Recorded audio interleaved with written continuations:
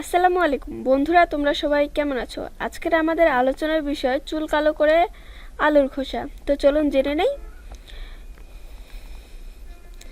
অনেক সময় বয়স বয়স বাড়ার আগে চুল পাকতে শুরু করে, মানে কালো চুল সাদা হয়ে যায়। এই ক্ষেত্রে সবাই চুল কালার করে ফেলে, অথচ এই কালারের কারণে চুল আরও সাদা হয়ে যায়।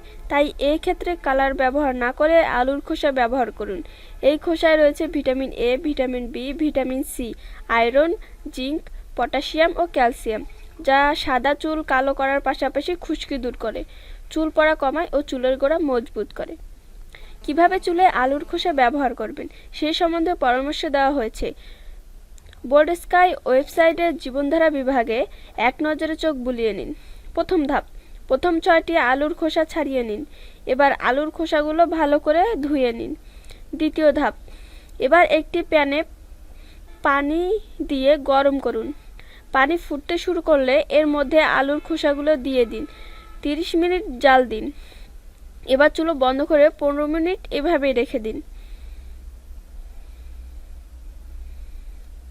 তৃতীয় ধাপ, এখন একটি ছাঁকনি দিয়ে এই সিদ্ধ পানি ছেঁকে অন্য একটি বাটিতে নিন। এই পানি কয়েক ঘন্টা রেখে দিন।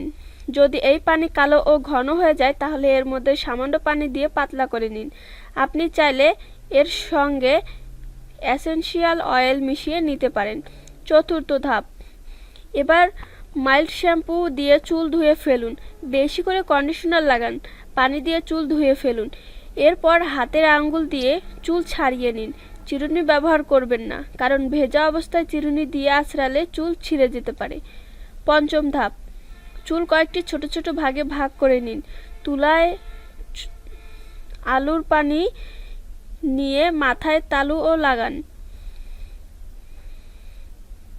ষষ্ঠ ধাপ, 5 মিনিট ভালো করে চুল ও মাথার তালু ম্যাসাজ করুন।